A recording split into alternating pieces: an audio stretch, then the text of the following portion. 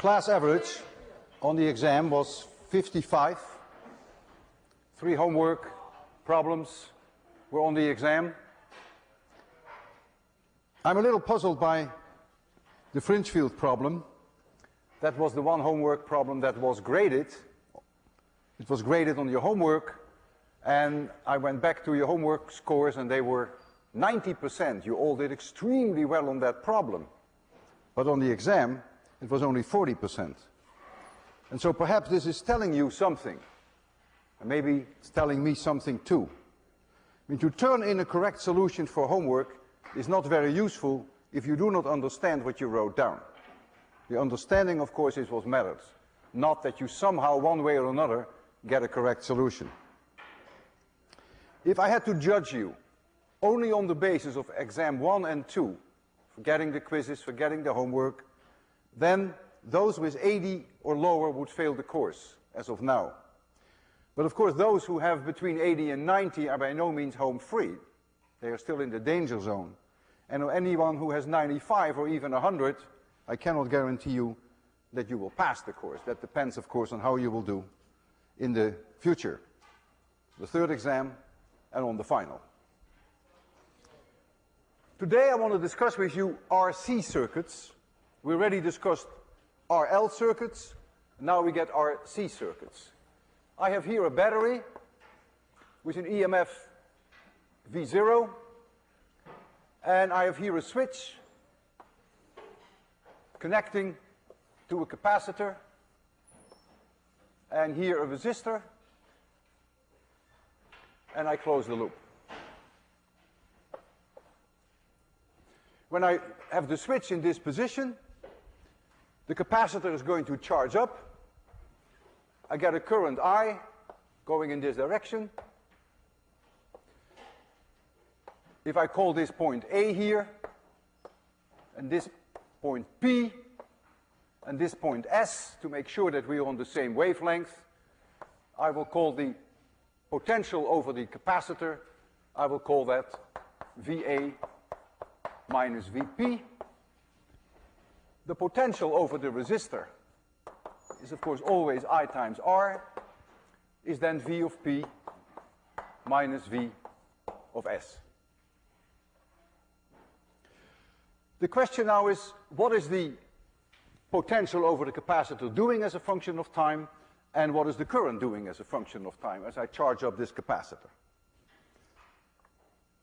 And your intuition will help you a great deal without any fancy differential equations. It is clear that at t equals 0, the capacitor is not charged. There is no charge on the capacitor. And it will take time to charge the capacitor. So at t equals 0, you expect that the potential over the capacitor is 0. If you make t a little larger than 0, you're going to charge up this capacitor, and so the potential over the capacitor will go up, and therefore the current will go down. And if you wait long enough, we call that infinitely long, then the capacitor will be fully charged. It will have the potential V0 of the battery, and then the current has become 0. No current is flowing anymore if the capacitor is fully charged. And so this capacitor is going to charge up, this becomes positive, and this becomes negative. And so you can construct a plot whereby you plot as a function of time here the potential over the capacitor. We haven't used any differential equations yet. You know that if you wait long enough, you'll reach that value V0, and it's going to build up like this, and asymptotically reach that value. And if C is very large, then the curve will be more like this.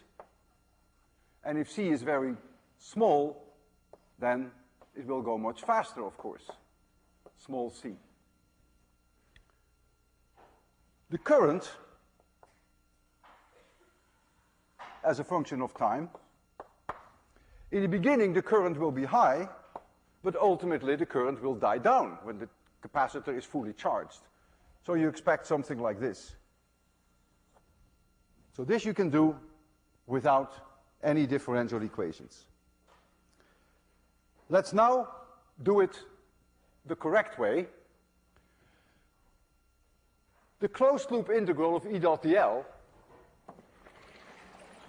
happens to be 0, which will make Mr. Kirchhoff very happy. The closed loop integral of E dot dl in this circuit is 0. Mr. Faraday is happy and Mr. Kirchhoff is happy. There is no magnetic flux change here. We don't have self-inductances. The electric field inside the capacitor is in this direction, from plus to minus. The electric field in the resistor is in this direction. The current is flowing in this direction. And this battery, which has this as the positive side and this as the negative side, inside the battery, the electric field is in this direction. So if I start at point A, and I go around the circuit, then E and dl are in the same direction if I go from A to P. And so I get plus V of C. That's the E dot dl from A to P. Then I go through the resistor. Again, E and dl are in the same direction. So I get plus I times R. Then I come through the battery.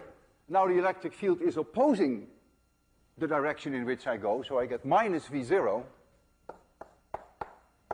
And that is 0. So that's my differential equation.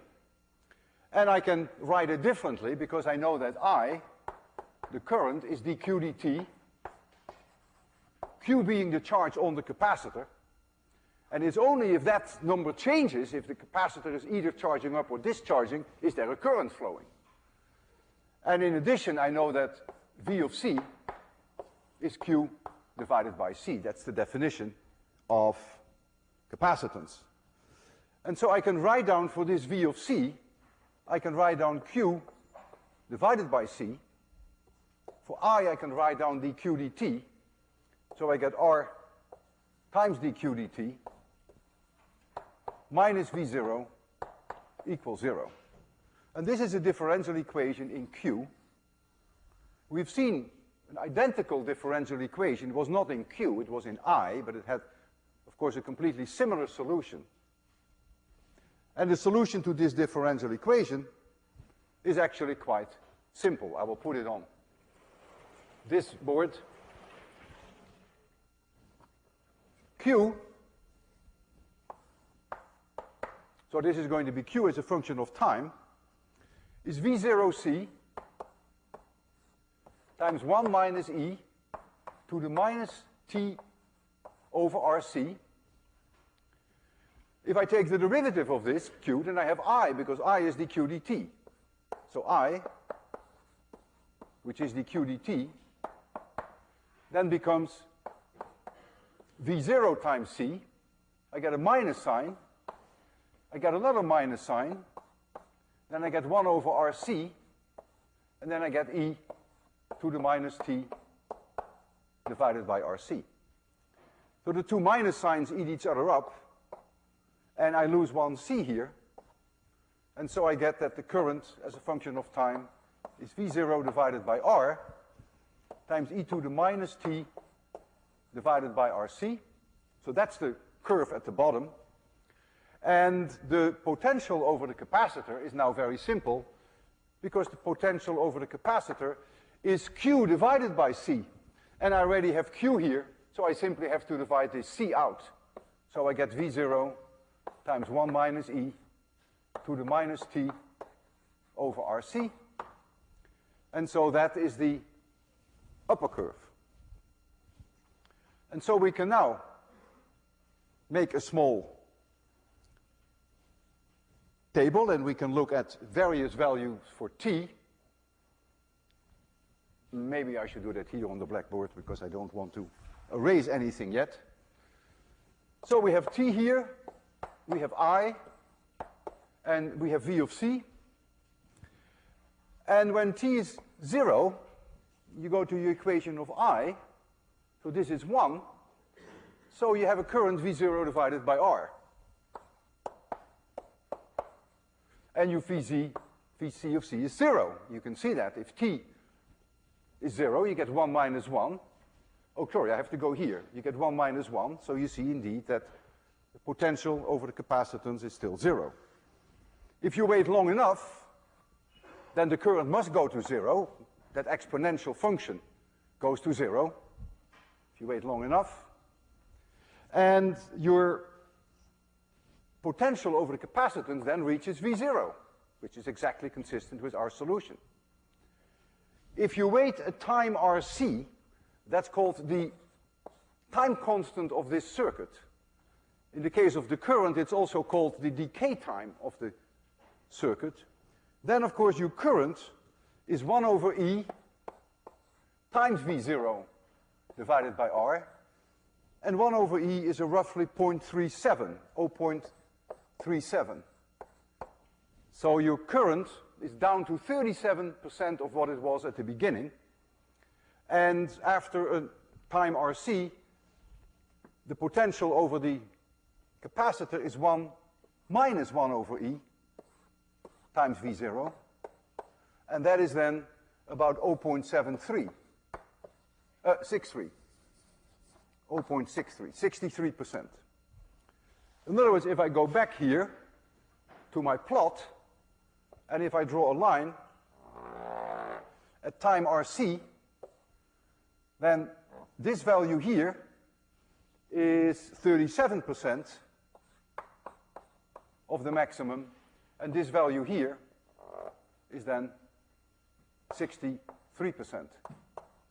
of the maximum. So the solution is rather obvious, very intuitive. And the RC times can vary an enormous amount, as you can imagine, depending upon the values for R and C.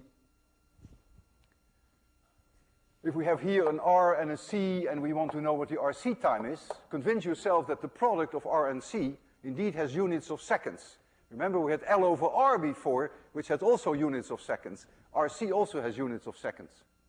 If you have R equals 1 ohm, and C is 1 microfarad, then the RC time is only a microsecond.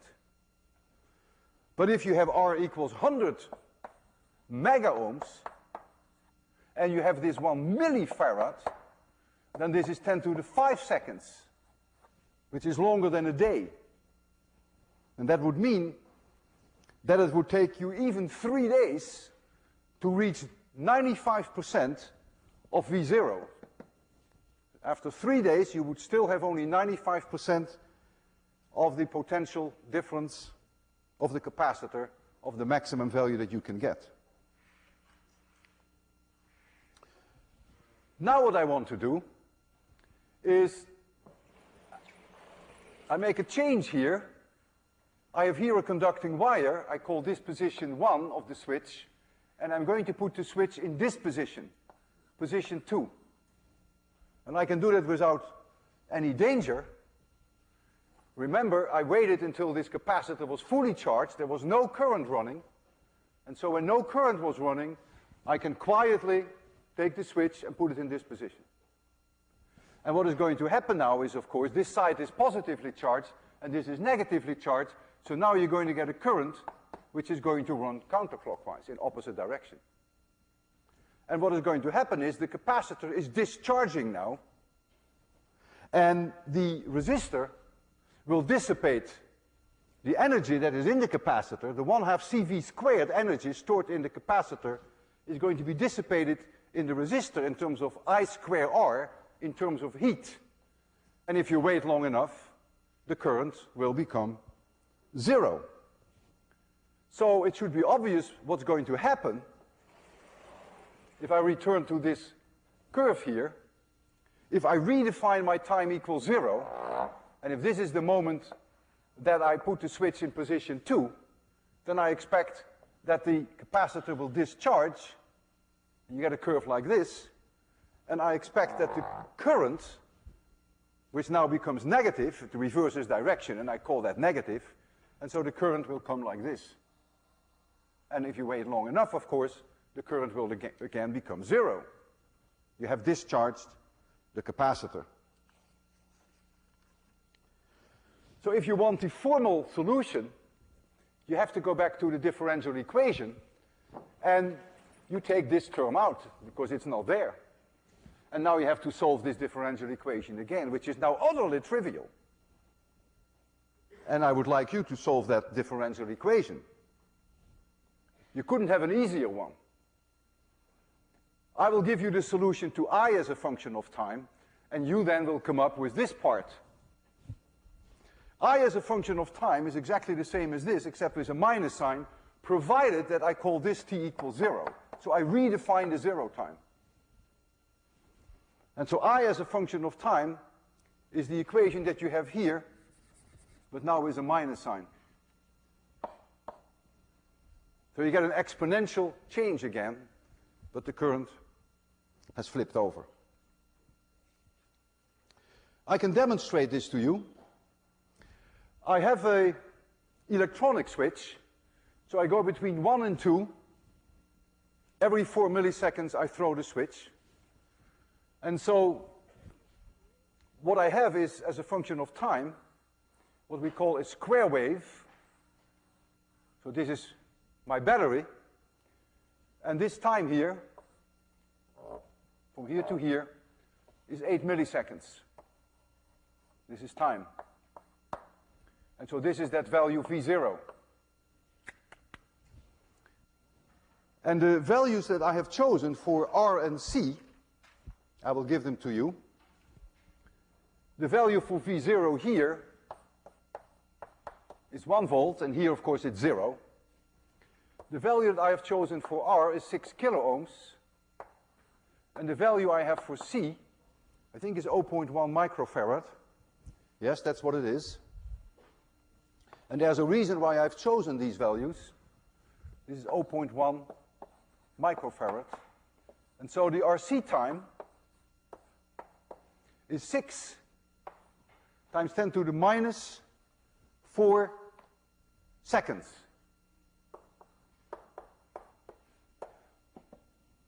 So this is 0.6 milliseconds, which is substantially smaller than 4. And so you can expect that the capacitor becomes almost fully charged in this 4 milliseconds. That's why I chose the RC time substantially smaller than 4 milliseconds. And my setup is such that I can show you the input, the driving voltage of the battery. I can show you this. I can show you then how the capacitor is charged and how the capacitor is discharged with the time constant RC, and also how the current goes through the system. So I can show you also this curve. And then I can change the capacitor so that the RC time changes. I can also change the resistance. So let me change first the lights so that you get high quality for your money. You already see there the switching voltage between 1 volt and 0. And now I'm going to show you the voltage over the capacitor, and I will take the other one out. And here you see indeed exactly the image that we discussed. So you see early on the charging of the capacitor, and it reaches effectively the maximum value. You know, you don't have to wait infinitely long. That's always, we say infinitely long, but that's clearly if you wait 3 or 4, 5 times RC, then you're almost there. And then here, I'm going to switch it back to position 2, and you see it's discharging. And then it's charging up again and discharging. And now I can also show you the current. You see it on the same plot. As the battery, as the capacitor is charging, you see the current. It's high. But by the time that the capacitor is fully charged, the current is 0. But the moment that I throw the switch to position 2, the current flips direction, becomes negative, and then as the capacitor discharges and heat is dissipated in the resistor, ultimately the current again will become 0.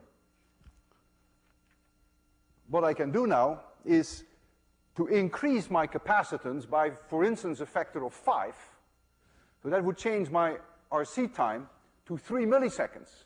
So now there is no way that the battery, not the battery, now there is no way that the capacitor can become fully charged in the 4 milliseconds that it has. And you will see that indeed if I make this 5.5 microfarad, 0.5 microfarad, then you see that the capacitor has not enough time to get fully charged. And so here you begin to discharge. Notice also that the current doesn't reach the zero, for the same reason that the capacitor doesn't get fully charged. So it never reaches the point that the current becomes zero. I'm already switching here to position 2, and the current then flips over, but never becomes zero. All right, so let's go back to the 0.1 value. There it is.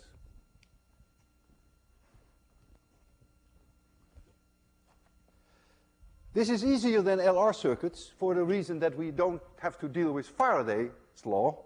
We don't have a non-conservative field, and so it's easier to imagine things because we're dealing with Kirchhoff's law, so potential differences are uniquely defined and don't depend on the path, whereas with Faraday's law, they do depend on the path.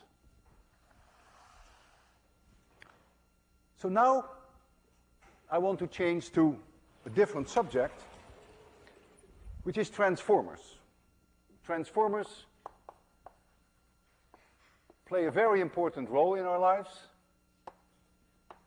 Transformers are key in many instruments that you use at home, but also key in getting the energy all the way from the power station to us, as you will see.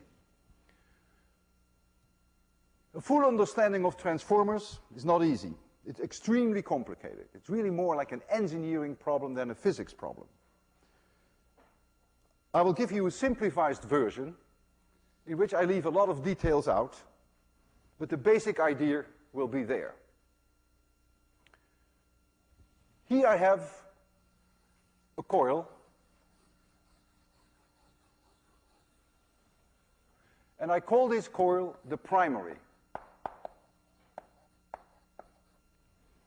This coil has N1 windings and have a self-inductance L1. And I put here a voltmeter, which I call V1. It's always in that circuit. And a current I1 is running through the coil and returning. And there is a teeny weeny little current I1, I put a little I there, running through this voltmeter. Insignificantly small, so I just call this also I1, because this I1 is so small, but it allows me to always monitor V1. So that's the primary. Now we have a secondary, which is wound in such a way that there is a magnetic flux coupling between the two. This is the secondary. It has N1 and 2 windings. Self-inductance is L2. And I put here a voltmeter V2. The current I2 is flowing here. This is I2. Here's the consumer. This is where you are, maybe. And I2 is flowing back through the coil. And here is this teeny weeny little current I2 flowing so that I can monitor the value of V2. What I can do now is I can write down the closed loop integral of E dot dl for this closed circuit here. And I have to apply, of course, Faraday's law, because I now have a changing magnetic flux. They're always AC. Transformers always require alternating current. And so if I start here and I go through the self-inductor, I know there is no electric field in the self-inductor, so that contribution of E dot dl is 0. Then I arrive here at this current, which is opposing me. I go in this direction, but the E field is opposing me. and so I get minus V1. And that now, according to Faraday's law, since I went in the direction of the current through the self-inductor, equals minus L1 di1 dt. And I'll tell you what the simplification is that I made, because I want to be honest with you about where I am rigid and where I am not. There is really a second term here, which is the mutual inductance between the two coils. And there should really be a term here in terms of that mutual inductance, capital M, times di2 dt. And I leave it out here. I leave it out because the final result, in most cases, is not affected by it. But I want you to know that, strictly speaking, this equation is simplified. I know that this is the E induced inside 1. And now I do the same closed loop integral through the coil, through the voltmeter, back to the coil. I start here. The current I2 is in the same direction as the direction that I move, so I have plus V2. Then I go through the self-inductor. There's no electric field in the self-inductor, because there's no electric field in a wire that has no resistance. And that now, since I went in the direction of the current, is minus L2 di2 dt. And again, I bury the M contribution.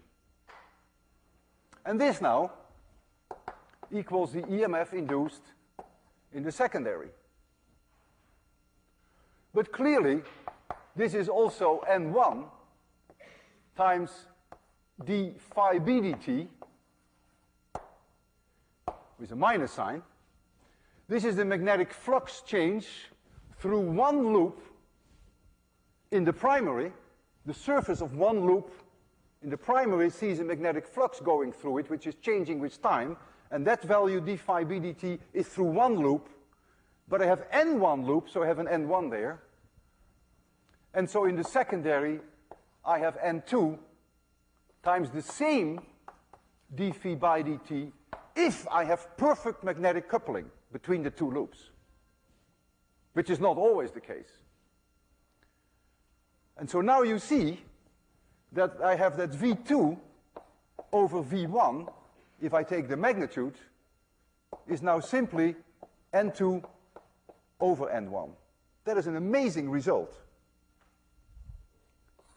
It tells you that you can make V2 on the secondary side way larger than V1. We call that transforming up by making N2 larger than N1, but you can also make it lower. We call that a step-down transformer by making N2 smaller than N1. When I write down capital V here, you should think of that.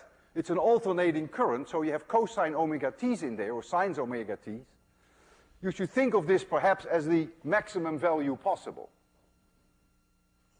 But of course, that's not important in the concept. But there are always cosine omega t's all over the place. The power station puts the electricity, so to speak, on the line at 300,000 volts. We discussed that earlier, why they do that at such high voltage. So they have a transformer from their generator to transform the potential up to a very high value, to 300,000 volts. When it arrives at Boston, it stepped down to 12 kilovolts. And so there are transformers, which you see, huge transformers, which have a ratio N1 over N2 of 25. So N1 is 25 times larger than N2. So I step it down to 12 kilovolts. But you don't want 12 kilovolts at your home. You want 110, 120 volts at home.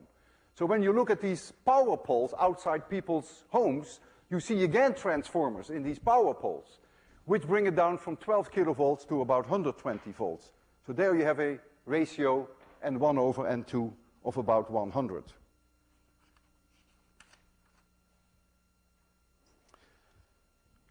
To calculate the ratios of the currents I1 and I2 is way more tricky. There are some big ifs. And one big if is that R in the primary and the secondary side is much, much smaller than omega L. That is one if. The second if is that no energy is lost in terms of eddy currents. Very often these two coils are coupled through an iron core, and then you get eddy currents in the iron core, then you lose energy. Also, do you not always have ideal flux coupling? So it is not always true that the magnetic flux through one coil in the primary is the same as the one through one coil in the secondary. But if all of that were the case, so if R is much, much less than omega L, and if there is no energy loss in eddy currents, and if there is perfect flux coupling, then you can show that whatever power is delivered on the primary side is going to be consumed on the secondary side. And if that is true, if the power delivered on the primary side, which is I1 V1, if that is the same as the power consumed on the secondary side, then that must be I2 V2. But if this is true, which is only under those conditions, and this is also correct, then of course you'll find now that I2 divided by I1 is N1 divided by N2. And let's put here magnitudes again, so that we're not worried about possible minus signs. And when you look at this, you see that you can generate, if you want to, in the secondary, an enormously high current by simply having a large ratio N1 to N2. And I will demonstrate that today, that indeed, if you meet those conditions, that you can indeed do that.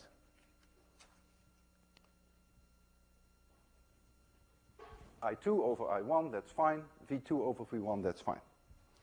So I will do two demonstrations. The first thing I want to demonstrate is that if I make, oh, that's beautiful. I have to erase something here, or actually I can work on this board here for a while. I have here a demonstration whereby you see here the primary coil. You see it right in front of you. It has 220 windings. So N1 is 220. And V1 is 110 volts, and it is AC, it has to be. The frequency is 60 hertz. It's just what we get out of the plug here, like you get it in your dormitory. That means omega is about 377, is 2 pi times F. If I give you really the correct value for V1, it's really the maximum value for V1 times the cosine of omega t, and this value is really 110 times the square root of 2. I've mentioned that earlier in my lectures. The voltmeter, however, are designed in such a way that they only show you 110. And so we call that 110 volts. I can now make the secondary just one winding. I have a wire that I wrap around once. And if indeed that equation holds, which it will, I expect now that V2 will be about 0.5 volts, namely the 110 volts divided by 220, which is the ratio primary over secondary. And then I will put 4 windings around, and then you expect about 2 volts. And you will see it there right in front of you. This is where you're supposed to see the reading. I can't see it, but I have to trust you when you give me those values. Okay, so here is my primary coil, and here is my secondary. This is my secondary coil, and the way I have this demonstration is that this is completely open. So I only show you immediately the value of V2. I show you this value. This has a huge value of resistors, several mega ohms. So for sure, I don't meet this condition. But that condition is not necessary for this to hold. That condition is necessary for this to hold, not for this to hold. So I have no fears that I'm going to be embarrassed. So I'm going to put one, this is a very long wire, I'm going to put one loop around there. I'm now powering this solenoid. There's an iron core in there. 60 hertz, 110 volts. And there we go. One loop around it. I measure 0.48 volts. That's not bad. Now I put 2, 3, 4 around it. What do I see now? I see 1.996. You may not see the 6. It's very close to 2. What I will do now, I will move it up a little. And when I move it up a little, the secondary, the flux coupling is not ideal anymore. And so you expect that V2 will go down. Just move it up a little along the primary, and you see the value goes down. Because now the flux coupling is not ideal. And if I bring it further out, flux coupling becomes hopeless, and when I bring it here, the flux coupling is so poor, but I still get 0.3 volts, by the way. So that's the first part, to show you that this is indeed quite accurate. Now I want to do a second part, and that is more interesting. I'm going to try to convince you that I can get a secondary current which is huge, maybe even 1,000 amperes. But now I have to take special precautions. I have to do the experiment in a very different way. And the way I'm going to do this experiment now is with a secondary which is specially designed to have an enormously low value of resistance, because I want to approach this situation so that this approximately holds.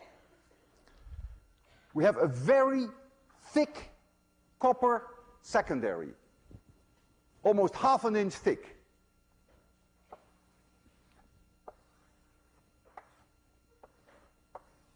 It's like so. This is copper, and I put here a nail, an iron nail, and the resistance of this iron nail is about 4 times 10 to the minus 4 ohms. The self-inductance of this ring, purely geometry, has nothing to do with the kind of material I have, is easy to estimate. I made a calculation and I found about 5 times 10 to the minus 7 Henry. So omega times L2, I have to multiply this by 377, becomes about 2 times 10 to the minus 4 ohms. Even though R2 is not much smaller than omega L2, they are now beginning to be comparable. By I1, the current that I drive in the primary is going to be 20 amperes. I do not expect that I2 will be 220 times larger than I1, because I use the same 220 windings for the coil, and this is just one winding. So I have the same ratio N1 over N2 that I had before in that experiment when I did N2 equals 1. I don't expect that this is going to be 220 times 20 amperes, which would be about 4,400 amperes.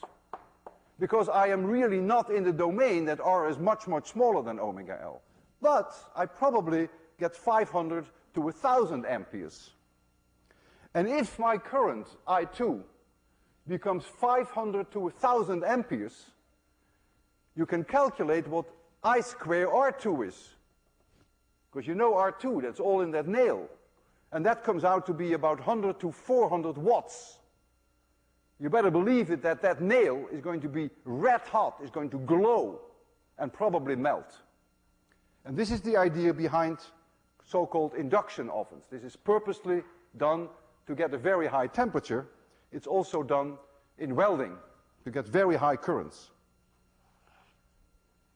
And so the second part of the demonstration with the same primary, I want to make it dark so that you can see the glowing of that nail. And I will also show you, of course, first so here is the coil, and here is my secondary. This is that very thick copper, and then you see the nail here. Make sure there's no current. My God, I almost shoved it over there. Thank goodness that I realized that there was current. So the current is now not going through the solenoid. And so here is the secondary now. Put some pieces of wood under there so that you can see it better. And so now if I power the primary, I can't tell you exactly what the current is through the secondary, but it's probably somewhere in the vicinity between 500 and 1000 amperes. It will glow. It may take 1 minute to melt. It may not melt at all. It may take 3 seconds. Unpredictable, because we don't know exactly the resistance of that nail. So I will tell you when I do it. I will count down. 3, 2, 1, 0. It's already gone. That was fast. So you saw it glowing, and you can actually see that the nail melted. So you've seen an example now where the current is immensely high. So now I want to discuss with you another practical application which has immediate consequences, or applications I should say, in your cars. Spark plugs. Cars have coils. And coils are run by a car battery, which is DC, it's not AC. But you've got to get high voltage to get a spark going in spark plug. And that's done in a very clever way. So here is my 12-volt battery. There's always some resistance, of course, in the circuit. If you have a coil, you always have some finite resistance. And then here is a coil, and here is a switch. And this has N1 windings, has a certain self-inductance, the same situation that we had before. And then I have here a secondary, where I have N2 windings, which is way, way larger than N1.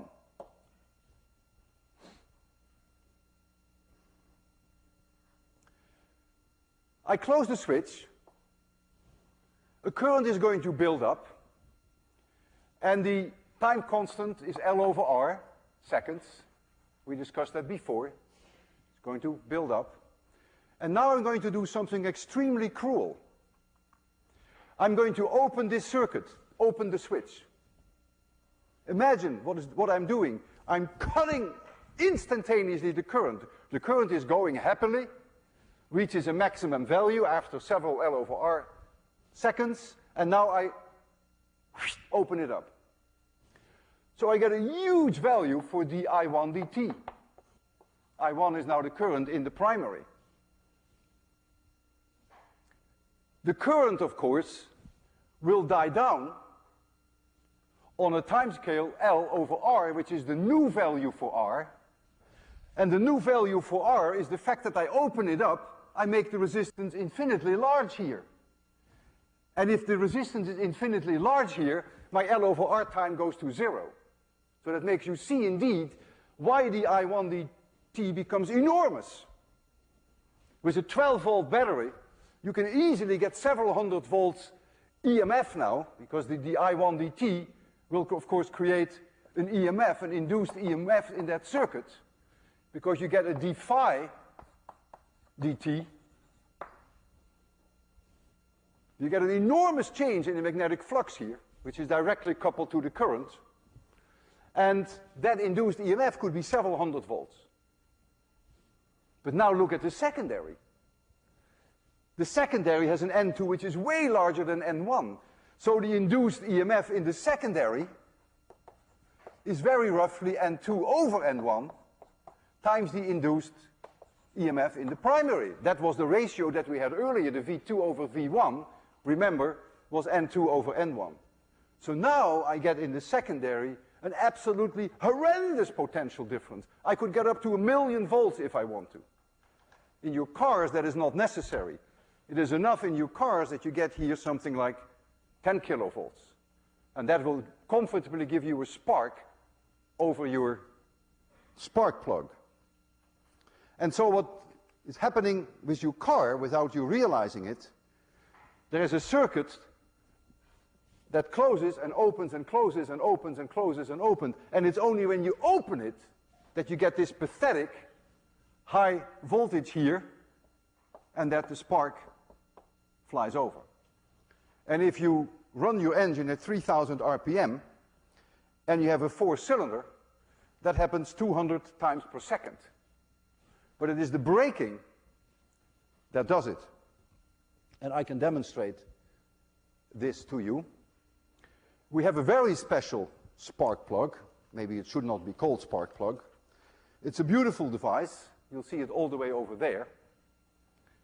And we have there a situation whereby we don't even know what N2 over N1 is.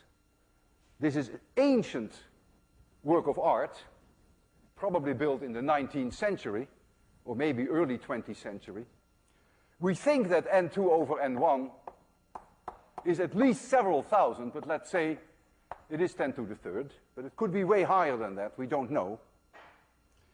And we run it with a car battery, just like your car, 12 volts.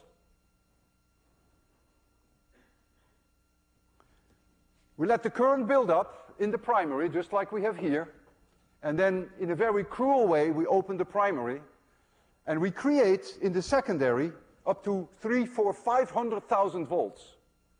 And then what you will see a spark fly over here at 300,000, 400,000, 500,000 volts. You can draw a spark over a distance of 10 centimeters easily, because all you have to do is get above 3 million volts per meter, which is the breakdown electric field. And this is what I want to show you now. And for that, I also have to make it a little dark, because if you want to see sparks, of course, you want to make it a little dark. So this is the way we are going to do it. Maybe you want to take a look at that beautiful coil first. It's there. So this is the whole setup. Here you see the car battery there, just 12 volts. And here you see the secondary. This is the open end of the secondary, those two little balls that I have there. And all of this is enclosed. We cannot measure very much. And so now I will change the lights for you.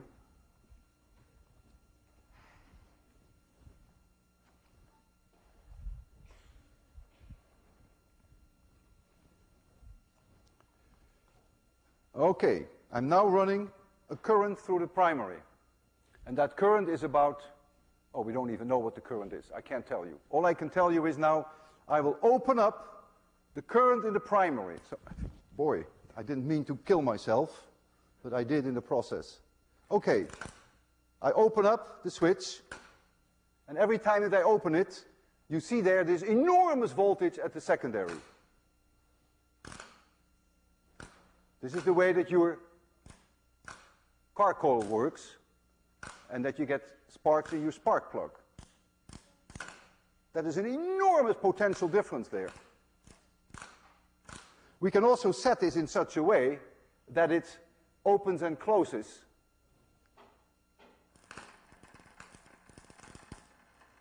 without my having to do it manually.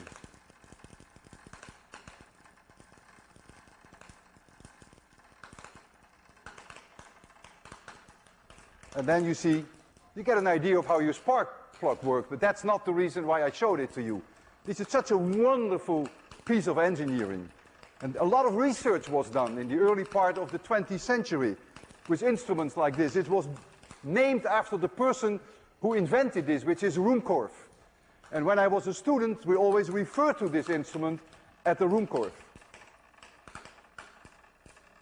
I'll let it go, so when you walk out, you can come close. But be very careful, you're dealing there with several 100,000 volts. Okay, have a good weekend.